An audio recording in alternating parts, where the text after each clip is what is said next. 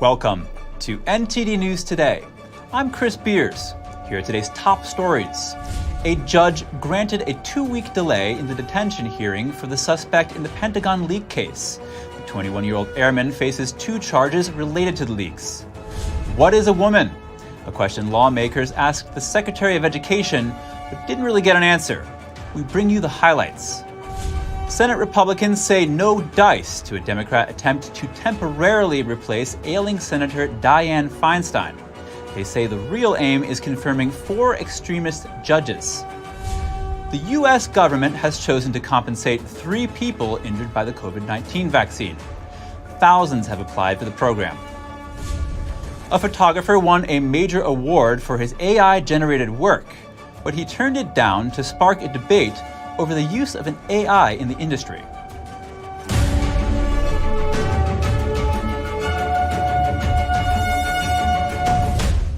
We start the program with an announcement. NTD has the unique honor and privilege of publishing 2 articles by teacher Li Hongzhi, How Humankind Came to Be, and Why the Creator Seeks to Save All Life. Teacher Li is the founder of Falun Gong, also known as Falun Dafa. Spiritual practice has millions of practitioners and adherents around the world.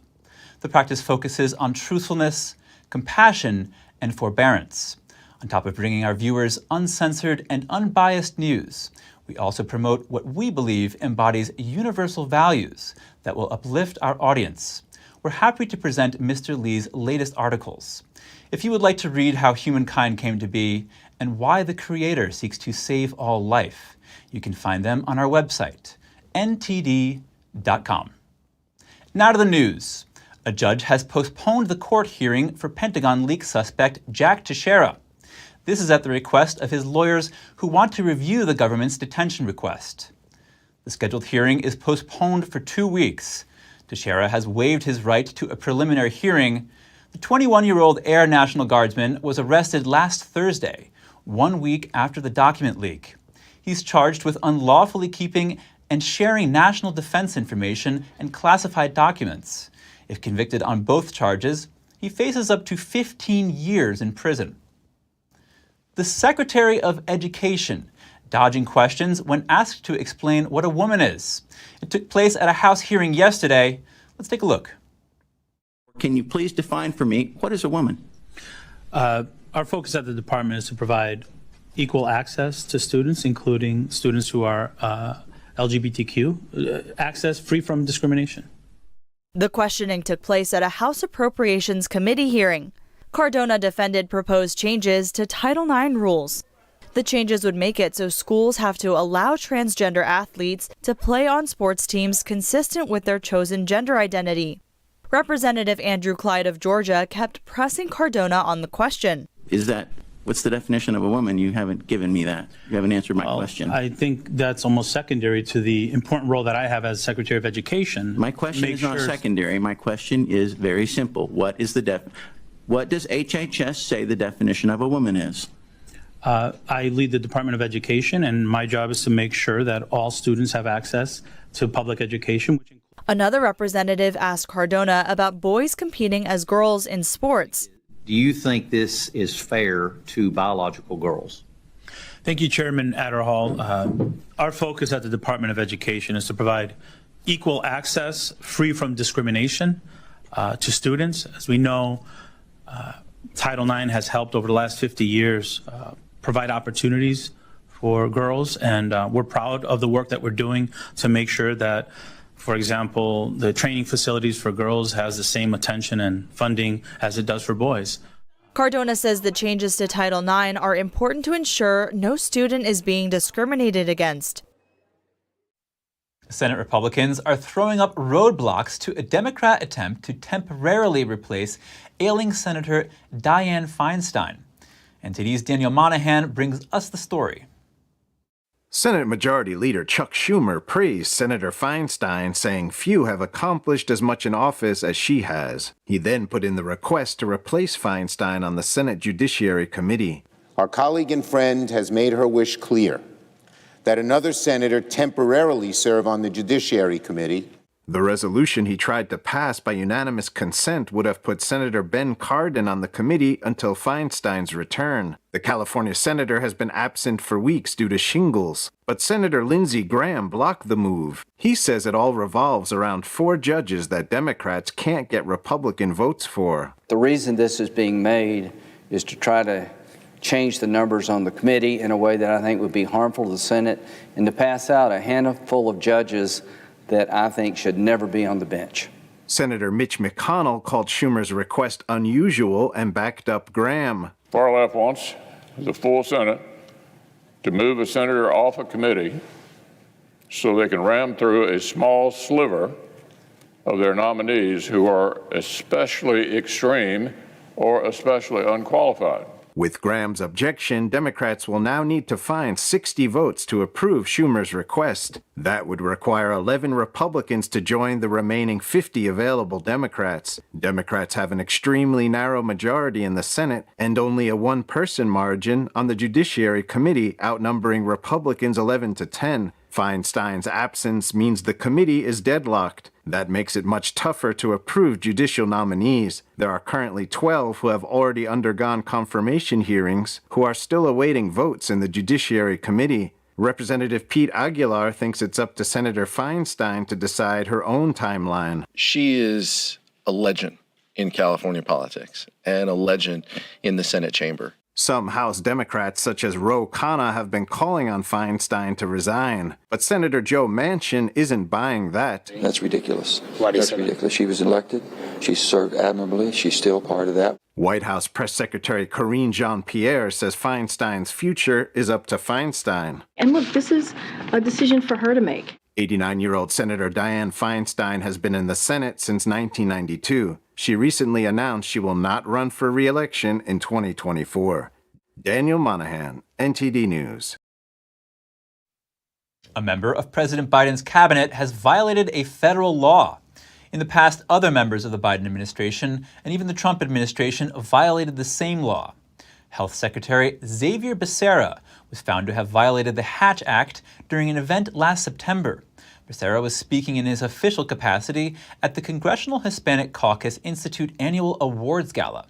A government watchdog says during a speech he expressed support for Senator Alex Padilla's re-election bid. The Hatch Act bars using official authority or influence to effect an election.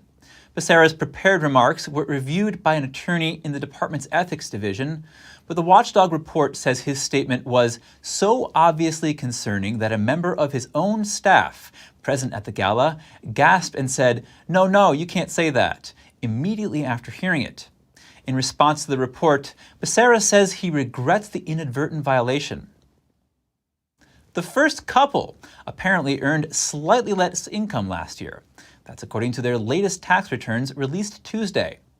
President Biden and First Lady Jill Biden earned a little over $579,000 in 2022. Most of their joint income comes from the president's annual $400,000 salary, along with pensions. The first couple also made income from royalties for prior writing and speaking engagements.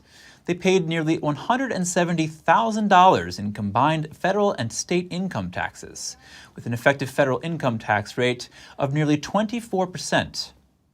Vice President Kamala Harris and her husband also released their tax returns. Their documents revealed they made more than $450,000 last year and paid over $93,000 in federal income taxes.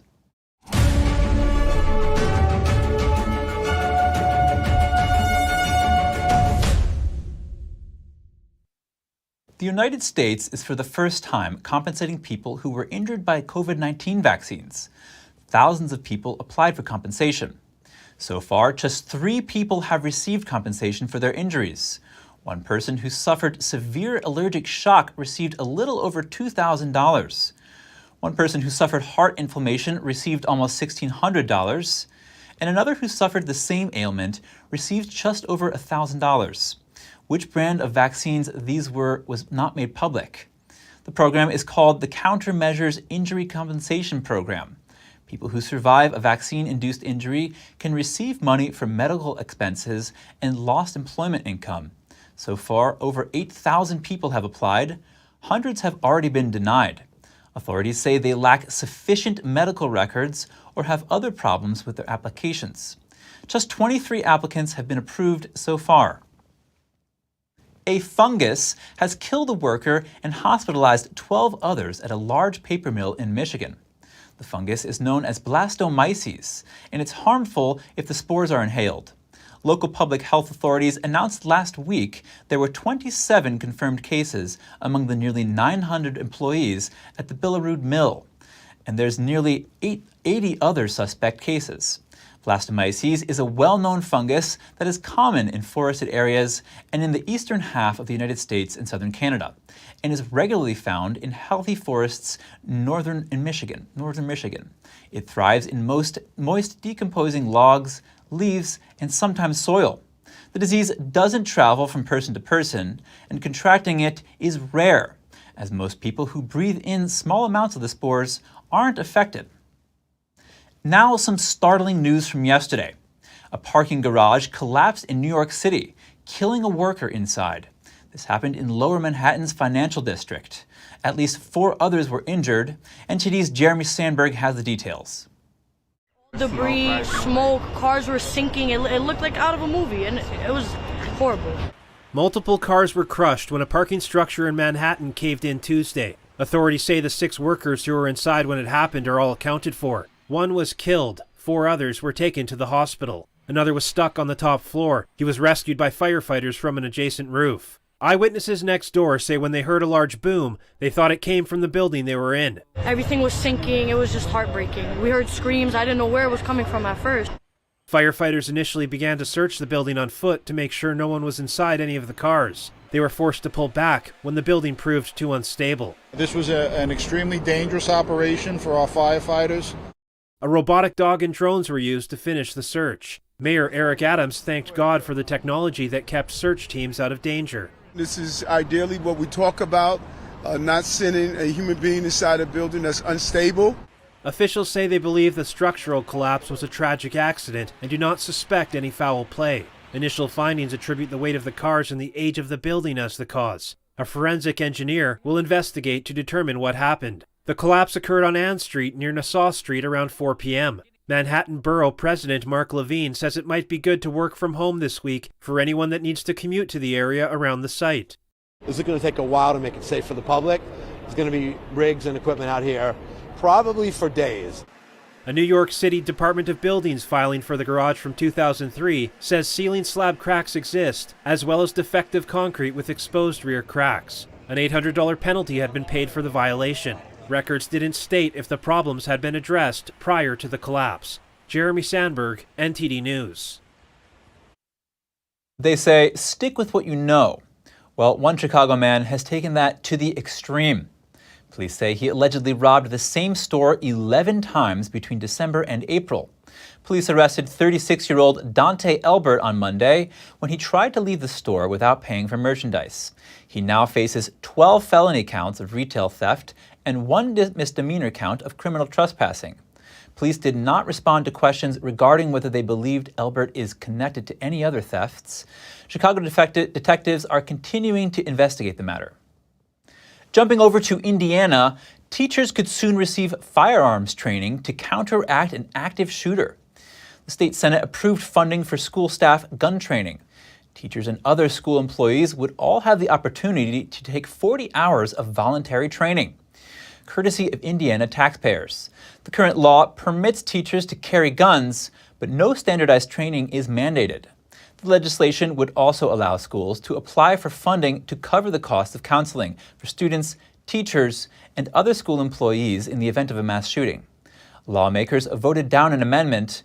It would have required schools to inform parents if an employee completes firearm training and carries a gun. While 2 Democrats in the state Senate joined the Republicans in passing the bill, most of the Democrats had doubts about its effectiveness in preventing school shootings. When we come back, a hospital fire in China kills close to 30 people. Around 40 are injured, and dozens forced to evacuate. Find out what officials believe caused the deadly blaze. And Beijing allegedly used its embassies to target political dissidents, even here in the U.S. How did they manage it? We'll have the details soon when we return.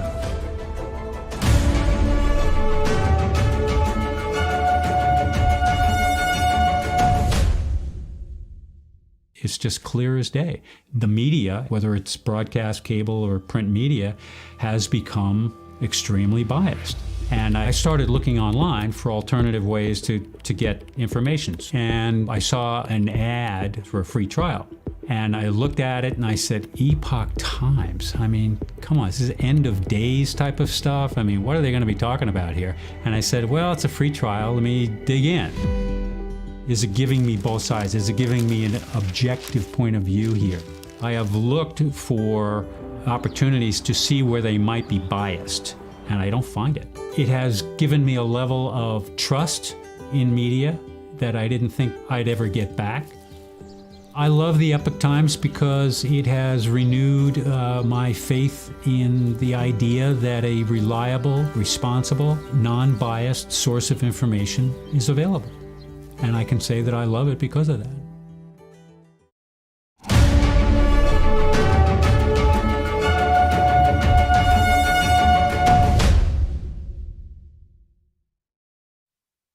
Welcome back. At least 29 people were killed in a hospital fire in Beijing yesterday. Dozens of people were forced to evacuate. Video and photo of the incident were soon scrubbed from social media posts. Clouds of black smoke billowed into the sky. A video shows people trapped in the building, climbing out windows using bed sheets tied together. Others took refuge by perching on air conditioning units. The fire broke out at Beijing's private Changfeng Hospital. State media reported at least 71 patients were rescued. 39 are being treated for injuries, and over 140 people were evacuated from air conditioning units on the building's exterior. The cause of the fire is under investigation. Officials believe it sparked from welding work being done in the inpatient wing. Most of the building appeared to be without power late yesterday, with only a few windows lit up by the flashlights of workers inside. 26 out of the 29 deaths were patients from the hospital. Safety rules are frequently ignored in China, but accidents on the level of the Changfeng fire are treated with a much higher level of scrutiny. Construction accidents sometimes result from corners being cut on work hours and safety conditions, while local officials are bribed to ignore violations. And it's also known the hospital's finances were badly affected by the pandemic. According to a Global Times report, the company plans to sell shares in 2 subsidiaries.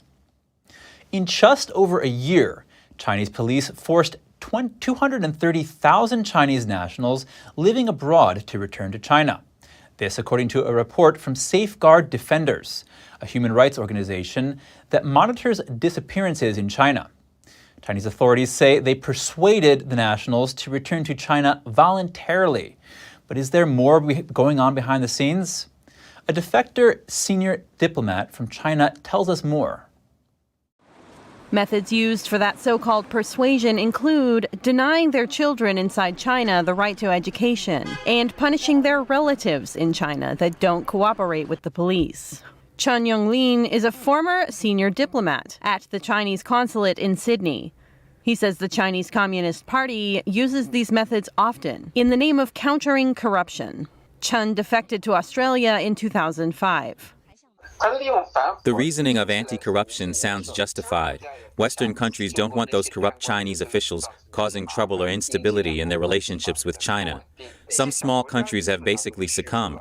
For small countries in Asia, Africa, Latin America, and Pacific Island countries, it's really easy for the CCP to kidnap Chinese nationals. Chen added that some Chinese embassy staff are actually police officers, saying they hide their real identities in order to carry out special tasks overseas. If China is trying to send public security officers to the United States, the United Kingdom, or Australia, these countries won't accept them. They may monitor their activities and may not even issue them visas.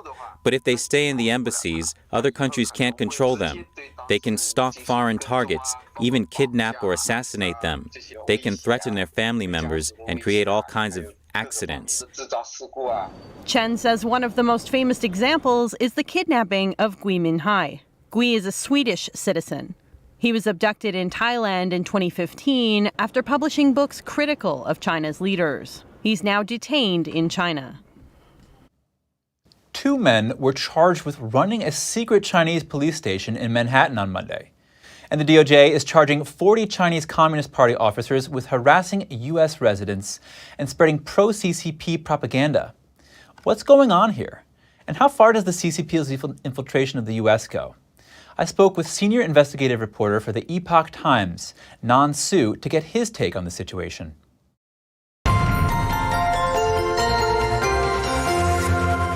Nan Su, thank you for joining us.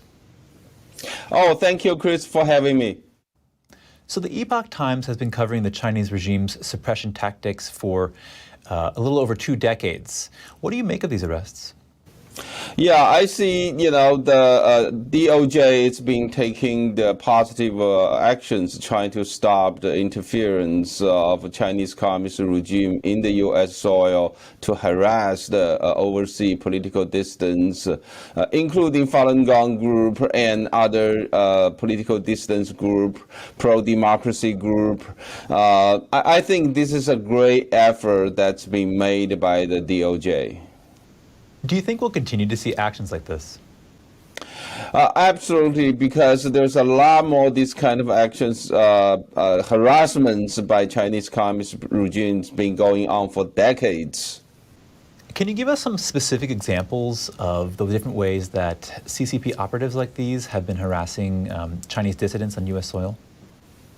Oh, they have doing a lot here, for example, in the United States, back in 2021, July of 2021, the Chinese police officers actually have come to California, Southern California, in the Yemo area. There is a Liberty Sculpture Park that's been built by the Chinese overseas political dissidents. They display all these human rights fights, and that's been put up by the human rights group, pro-democracy groups in China. And the Chinese police officers actually went to that park. They set a fire over there to burn down one of these statues in the park named CCP Virus. And that's one example. Now, back in 2012, I'll give you another example. In San Francisco, Chinatown, Portsmouth Square, there are Falun Gong practitioners who were there trying to set up a picture display to display, the brutal persecution against the Falun Gong practitioners in China. They, display a lot of pictures. Now, there are pro-CCP groups actually went to the display location. They tore down all the display boards and beat up, they beaten up all these Falun Gong practitioners over there trying to make the display. So these things have been going on for, I can go on and on, give you a lot more examples, but you can see, this kind of harassment is being going around all around the world, and it's been terrible things being done by the Chinese Communist regime. In your opinion, do actions like these go far enough, or should law enforcement take a different approach? Well, the current investigation scale that's been conducted by DOJ, I think they need to put a lot more resources into it, because the current investigation has been going very slowly. Unless they put a lot more resources into it, I don't think they can easily and quickly stop all these kind of harassments going around in the United States. Nan Su, senior investigative reporter for the Epoch Times, thank you. Oh, thank you, Chris, for having me. German Foreign Minister Annalena Baerbock calls her recent trip to China more than shocking. She says the regime is becoming increasingly aggressive and repressive. China is more and more offensive, or you could also say aggressive towards the outside, but above all, more repressive towards the inside. If you have any questions on that, we have a lot to report on. Some of it was really more than shocking. Baerbock didn't elaborate on specifics.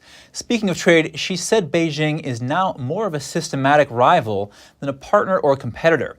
She said Germany still looks to work with China, but emphasized it won't repeat the mistakes of the past. One of the ideas she now dismisses is change through trade, which is the thinking that the West could transform dictatorships through commerce. During her visit to Beijing last week, Baerbock warned that any attempt by China to take control of Taiwan would be unacceptable. Beijing, in turn, asked Berlin to support what it called reunification of Taiwan. The communist regime claims democratically governed Taiwan is its own territory and has threatened to seize the island by force. And if you have any news tips or feedback for the show, don't hesitate to email us at news.today@ntd.com. After the break, Poland marks 80 years since the Warsaw Ghetto Uprising. It was the largest Jewish uprising against Nazis during World War II. And with the war raging in the east, Ukrainian president and his Russian counterpart made separate visits to the front lines. More shortly, here on NTD News Today.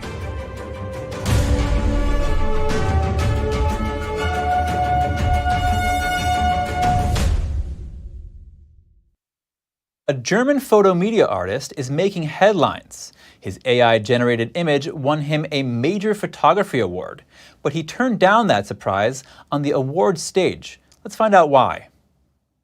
Boris Eldugson created this picture using artificial intelligence. He ran a test by entering it to the Sony World Photography Awards. I wanted to see if competitions are prepared for AI images to be handed in, and they are not. In March, Eldugson learned he is the winner in the open competition, creative category. He reached out to the award organizers and informed them about the nature of his image. It was promised that I get the questions soon. I was waiting for 20 days, nothing. And that was basically leading to the point where I said, I need to do something disruptive, something they cannot be silent about like they have been in the past. So he took to the award stage and refused the award. The awards organization responded that the jury knew the work was an AI image, but added that it stopped the conversation because Eldugson deliberately misled them. But for Eldugson, the award missed an important beat. It neither confirmed that AI creations could win, nor rejected them. It's very important that they are aware that there will be more and more AI-generated images in photo competitions, and it should not be mixed up. It's two different things. They look the same, but they shouldn't be in the same category. Eldugson says what AI brings to humanity is unpredictable, even unstoppable. He also sees risks this technology poses to society, especially in journalism. Of course, you don't need AI in photojournalism. We want this to be authentic, because we need an authentic basis of facts we could talk about and find different points of view and a compromise in a democracy. Eldugson believes maintaining the infrastructure for fact-checking is still essential, though it could be time-consuming and costly.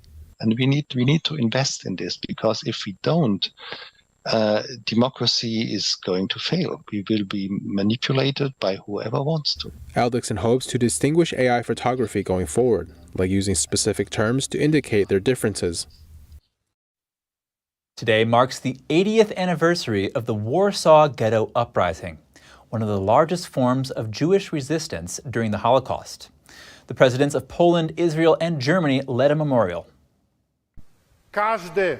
Anyone who sows hatred, anyone who tramples on another human being, tramples on the graves of heroes in the Warsaw Ghetto, tramples on the graves of murdered Jews, but also tramples on the graves of those who helped those who were persecuted, those who were murdered. The three presidents spoke in front of the Warsaw Ghetto Monument in Warsaw, Poland. 80 years ago, hundreds of Jews took up arms here against their Nazi captors. They attempted to stop the transportation of Jews to the Nazi death camps. The uprising lasted almost a month. The Nazis eventually destroyed the ghetto and killed 13,000 Jews there. Attendees at the memorial wore paper daffodils. The flower has become a symbol of the uprising. The last surviving leader of the Warsaw Ghetto Uprising used to receive a bouquet of yellow daffodils from an anonymous person every year. He would go lay them at the monument. Organizers are giving out 450,000 paper daffodils in Warsaw, as this was the number of people held in the ghetto when its population was at its peak. In another memorial, thousands of people from all over the world took part in a March of the Living. The event commemorates the victims of the Holocaust. Participants walked down a nearly 2-mile path linking the former Nazi concentration camps at Auschwitz.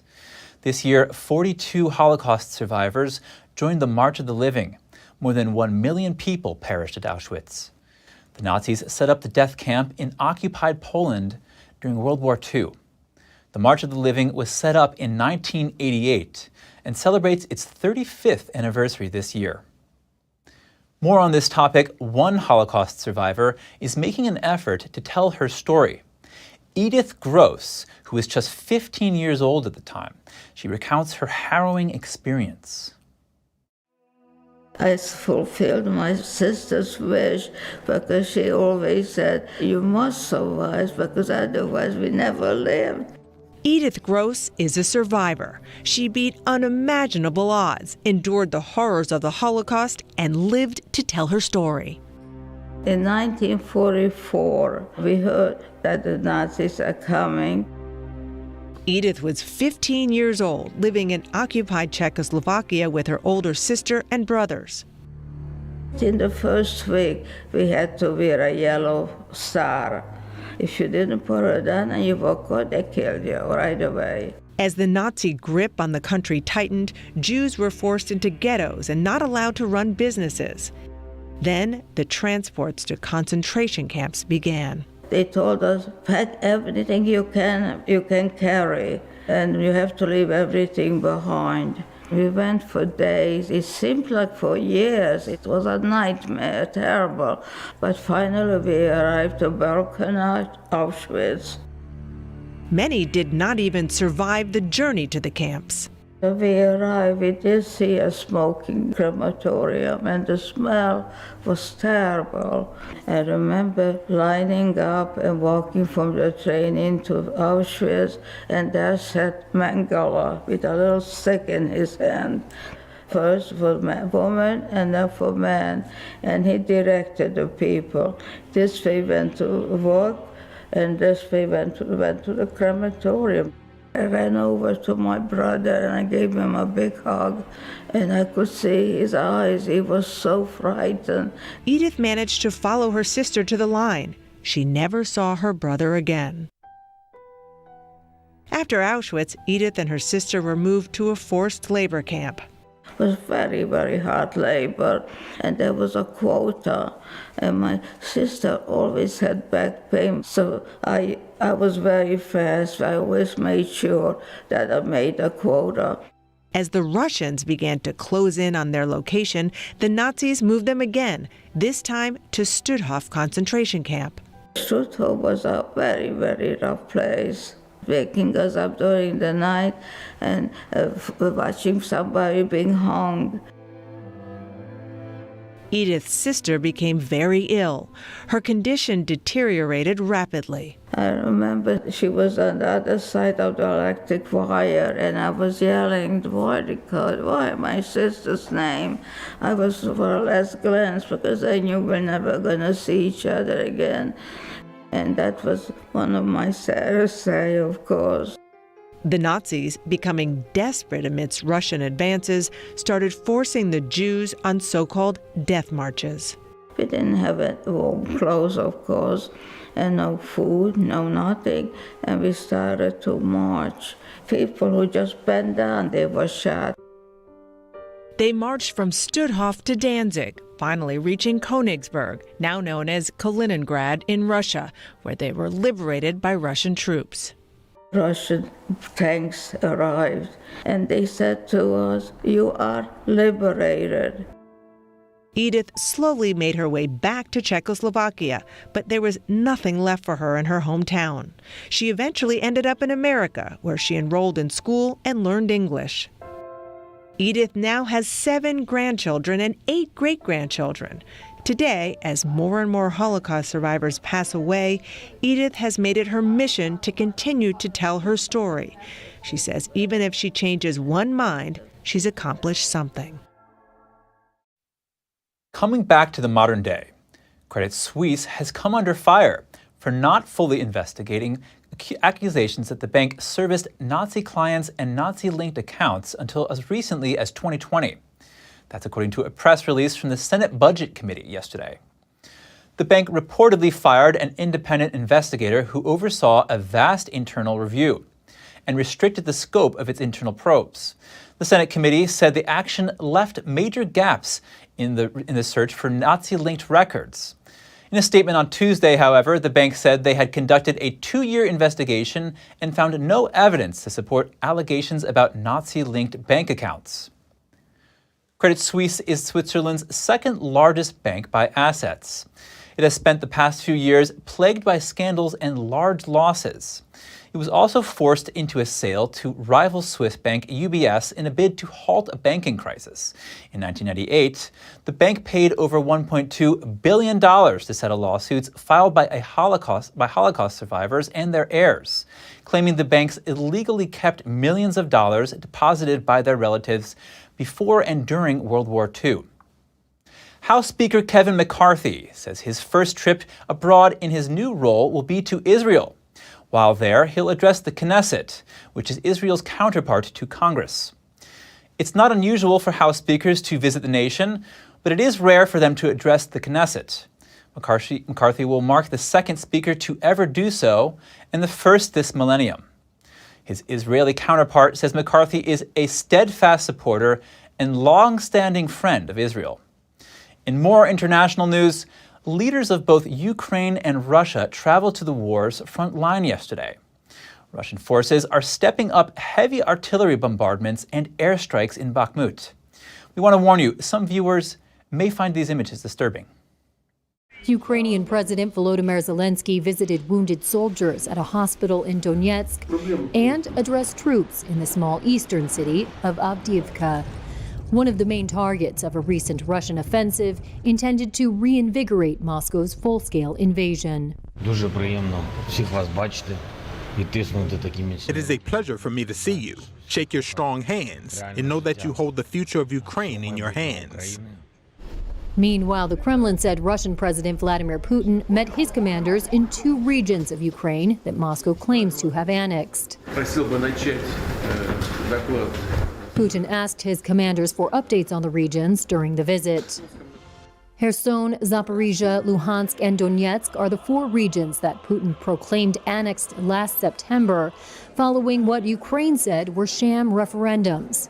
Russian forces only partly control the areas. Fighting has raged in and around Bakhmut in Donetsk region for months, with Ukrainian forces holding out despite regular claims by Russia to have taken the city. Footage released Tuesday by Ukraine's border guard service showed smoke pouring from the ruined city as soldiers engaged in firefights in the streets. To the south, regional officials in Kherson said a Russian artillery attack on a market Tuesday killed 1 person and injured 9 more.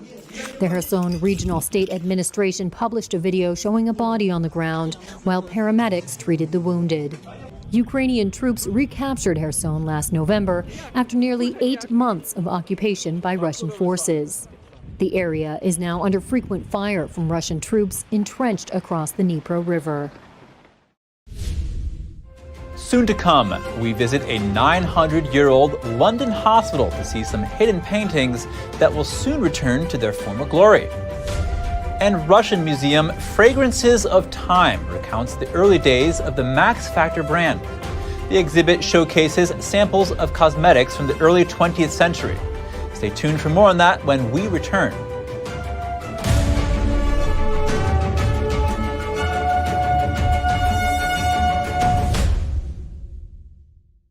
Henry Repeating Arms manufactures a line of classic American-made rifles and shotguns. With over 200 models to choose from and a wide variety of finishes and calibers, there's a Henry that's right for you. Every purchase is backed by our lifetime warranty and award-winning customer service. we invite you to order a copy of our free catalog and decals. Simply call the number on your screen or visit henryusa.com. That's henryusa.com. The Fixture Pioneer, CGM. Professional AI intelligent fixtures. All-round integration of 4 systems. High precision, high durability, high quality. 2-micrometer repetition accuracy. More than 80 patent certificates. ISO 9001 approved. Precision clamping to meet your every need. CGM has it all. Pride of Taiwan, CGM.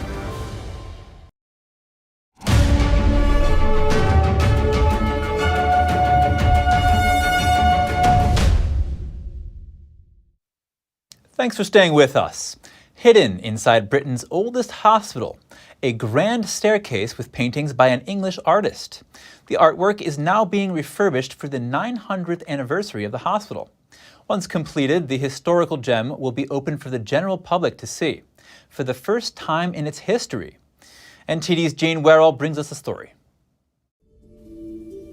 St Bartholomew's Hospital will soon turn 900 years old.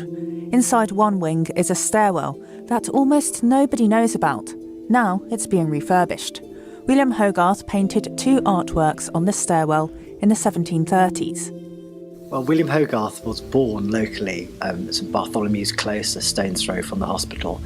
And when this building was nearing completion, he heard that the hospital governors were going to hand the commission for painting the staircase to an Italian called Giacomo Amiconi, and Hogarth was insistent that this project should be done by a native artist, and he offered his services for free. He was asked to decorate the staircase, and then he began to think about what subjects to choose. So he chose 2 what he called scripture stories, so stories from the New Testament, and he worked very hard to make sure that they were appropriate to the hospital. So the painting behind us, the large canvas, is Christ at the pool of Bethesda. So Jesus is arriving at this healing pool outside Jerusalem, where when the angel came down and rippled the water, if you got in quickly, you'll be healed. And Jesus is leading a procession of the innocent afflicted, people with diseases and ailments, they're hoping to be cured at the pool. And in the foreground is the paralyzed man that Christ encounters and asks him, "Will not thou be made whole?" And the man says, "Well, I've got no one to carry me to the pool." And Christ says to him, "Pick up thy bed and walk." And the man is cured. So that's happening in the central part. And then on the far right, we have the wealthy woman attempting to jump the queue and get in there ahead of the deserving, needy people. So Hogarth inserting a bit of moral narrative into the painting. The other painting is The Good Samaritan. And this was the story that Jesus used to illustrate the idea of loving thy neighbour. And it tells a story of the Israelite traveller who's set upon by bandits. He's robbed, stripped, left for dead by the side of the road. And whilst the priest and the religious teacher who are in the background there walk by without helping him, despite all their qualifications to do that, it is only the Samaritan, his mortal enemy, that comes to his aid. And he can be seen here pouring vinegar onto his wound, and the right hand of the injured man is shown to be clenching as the vinegar comes into his wound. So, and then his dog at the front has sustained a nasty gash from trying to protect its master. So this, I suppose, is the working hospital. This is what the hospital is doing, man healing man. At the top of the staircase is the Great Hall, where the names of the hospital donors are inscribed on the wall, dating from the 1500s to the 1900s. Historical paint expert Patrick Beatty tests out which colour would work best for the wall. I've been asked to put up a colour which matches or is pretty similar to the original colour, which we believe was an olive colour of the 1730s. And what I'm doing is putting that on one side of one of these cleaned donor boards, and then on the other side of that same board I'm putting up a colour that is sort of a cleaned version of the existing colour, a colour that has been, as far as we know, has been up for maybe up to 100 years. So as a result of this trial, my clients will be able to decide whether or not to go for the existing or to even perhaps push the boundaries and go back to the original or something approximating it. It's hoped that the beauty of art plays a part in people's recovery and reflection. I think when we were in the middle of the pandemic, we began to open the building up to the staff for the first time. And they were very grateful because they needed to escape from the very clinical environment that they were working in, high pressure, to these beautiful spaces where they could unwind, reflect. And we're very interested in the power of these spaces and the beautiful art and architecture to aid recovery and to allow people an escape from the high-pressure and stressful world of the working hospital. Once the refurbishment is completed, the space is set to open to the public for the first time. Jane Worrell, NTD News, London. Many people know the Max Factor brand as an affordable cosmetics line, but most don't know the man behind the makeup. NTD's Andrew Thomas has the details on a new museum dedicated to his memory. Broadway with crowds at the Rivoli Theatre to see Maximilian Faktorovich opened his first store at the end of the 19th century. It marked the beginning of his exclusive cosmetics and perfume empire. The museum, Fragrances of Time, recounts the early days of the Max Factor brand. He had a barber shop where he provided services of cutting hair, shaving, perming, and painting mustaches and so on. But there is also information that he sold cosmetics made by himself there. This is actually not quite typical for hairdressers. An entire section is devoted to Max Factor's Hollywood period. The exhibit showcases samples of his brand cosmetics from the early 20th century. Here are the authentic cosmetics created by Max Factor. This is everything that is connected with the cinema. These are powders and film makeup and body makeup and creamy blush.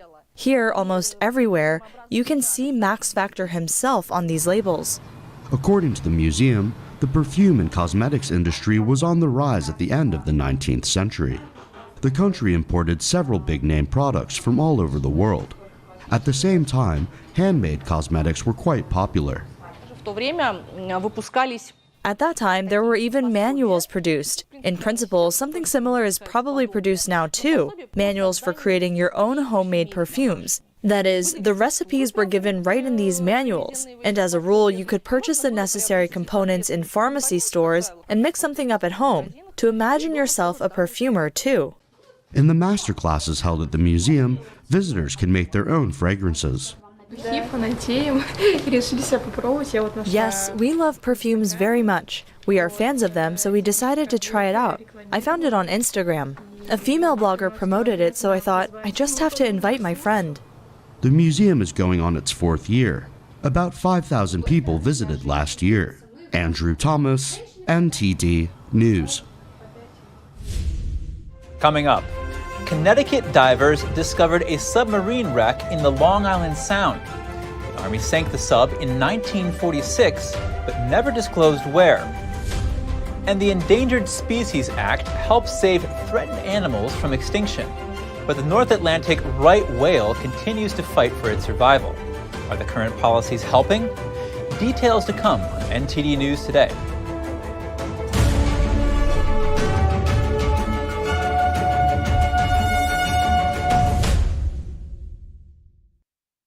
Connecticut divers have discovered the wreck of an experimental submarine in the Long Island Sound. The vessel was built in 1907, but was deliberately sunk a few decades later. NTD's Andrew Thomas has the details. Richard Simon and his team discovered a 90-foot-long submarine called the Defender on Sunday. He'd been interested in the story of the Defender for years. So the Defender was one of these mysteries. I was trying to figure out when exactly I learned about it. Probably 2005, 2001, from a Connecticut state archaeologist. And it was one of those, we know there's a submarine in Long Island Sound, we don't know where. Simon spent months studying sonar and underwater mapping surveys of the bottom of the Sound. He pored through government documents obtained under the Freedom of Information Act, all to identify any anomaly that fit the size of the sub. So whenever we're looking for a shipwreck, I try and look at where it's not, right? Because it helps you cross out process of elimination. Don't look here. We know there's something here. So doing that research, I came across a target that said it was a wooden wreck. I looked at the scans and I said, that's not wood. The submarine was originally built for the Navy, but the vessel wasn't chosen for the contract. The Army Corps of Engineers sank the sub in 1946, but never disclosed where. It was legitimately hiding in plain sight. Like, it's kind of interesting from talking with everyone who's looked for it for all these years, but it is hiding in plain sight. It's on the charts. It's known about in Long Island Sound, just no one knew what it was till we identified it. Simon and his team plan to spend the summer diving, filming, and taking photographs of the sub. Andrew Thomas, NTD News. The Endangered Species Act has protected some of nature's most iconic animals from extinction. This law took effect 50 years ago, but the endangered right whale is still fighting for survival. NTD's Andrew Thomas reports. These 15 North Atlantic right whales off the coast of Massachusetts are about 4% of the worldwide population. The name right whale, unfortunately, comes from the fact that they were the right whale that killed back in the early whaling days. Because they're slow moving, they're very fat, so they produced a lot of blubber. Even their baleen was sold for a profit. Right whale numbers are dwindling, but conservationists attribute their continued survival to the 1973 Endangered Species Act. So the Endangered Species Act has been around for 50 years, and it's the most important piece of legislation that's ever been produced really on the planet in terms of saving wildlife. The law is considered the gold standard for conservation legislation. It allows individuals and organizations to petition for a species to be listed as endangered or threatened. 99% of the listed species have avoided extinction. The Endangered Species Act's goal is to keep animals from being in jeopardy of extinction. So for North Atlantic right whales, it's one of the most important things that we can possibly have because it's going to help us deal with the two main mortality factors, which are ship strikes and entanglement in fishing gear. Still, the right whale population continues to dwindle. In January, a whale survey aircraft spotted 42-year-old Argo. The North Atlantic right whale had become entangled in fishing gear off Topsail Island, North Carolina. An underwater camera showed he was dragging 2 crushed lobster pots behind his tail, tangled in fishing rope. Thankfully, Argo was freed. The Endangered Species Act has certainly brought more attention to the plight of North Atlantic right whales, but the reality of what the numbers are doing, there were 500 whales or thereabouts 12, 13 years ago, now there are 340. With the law proving ineffective for the whales, lobster fisherman Dave Cousins thinks the regulations are ridiculous. Lobster fishers must buy special gear intended to protect right whales. Cousins says it's expensive and argues that it has no effect on the whales. We're facing rules that are just nonsensical. I mean, they don't pass a straight face test. I mean, we haven't killed a whale with lobster gear in Maine ever. The right whale has been listed as endangered since 1973. Andrew Thomas, NTD News. Here's a fish tale for the record books. A Tennessee man caught this monstrosity of a fish on April 13th on Cherokee Reservoir in Upper East Tennessee. This is not only the largest paddlefish ever caught in Tennessee, it's the largest fish of any species ever caught in the state. The fish weighs in at 149 pounds, 19 pounds heavier than the previous record caught back in 1976. Tennessee Wildlife Resources Agency confirmed Tuesday that this paddlefish, also known as a shovel-bill catfish, is officially the largest fish ever caught in Tennessee. Traditional Chinese medicine has long believed that eating locally and seasonally is better for your health. Let's find out why. Here's NTD's Gina Marie with Strong Mind and Body.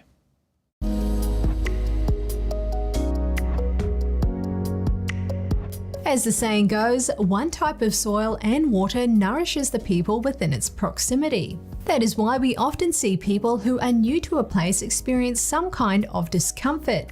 That goes for whether they are foreigners or just in another location within the same country. The ancient Chinese believed that heaven and man are intertwined as one. They also believe that human beings are born with the energy from the heaven and the earth and follow the law of the 4 seasons. This means that the human body depends on the materials provided by the energy from heaven and the earth to survive. At the same time, it must adapt to the regular changes of the 4 seasons: spring, summer, autumn, and winter. especially if one wants to flourish and grow. Our bodies are connected to nature, conforming to the local water, soil, food, and climate. If people want to maintain their health, they must eat locally produced, natural, and seasonal food. They must coordinate with nature and form their ecological microenvironment. In this way, no matter how the outside world changes, the healthy microenvironment inside the body can remain relatively stable. Therefore, only eat what is in season. Confucius advocated for this exact principle. It's important to eat the right food according to different seasons and festivals. Medicines and food obtained in this way all have the essences and fragrances of heaven and earth. These are of good taste and high nutritional value. If they are not in season, they will not have the characteristics of that particular season, and their health value will be reduced. Thank you for tuning in today. I'm Chris Beers, NTD News, New York City.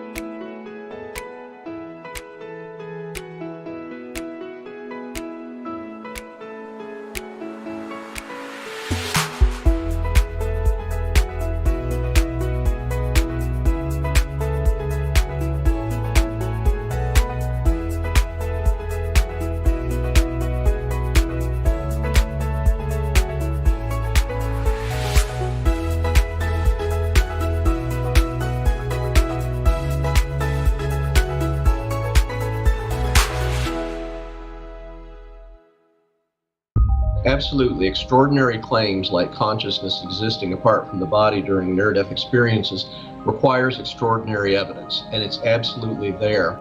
Watch the full episode on NTD television at 9 p.m. Eastern Time and on Epic TV at 9:15.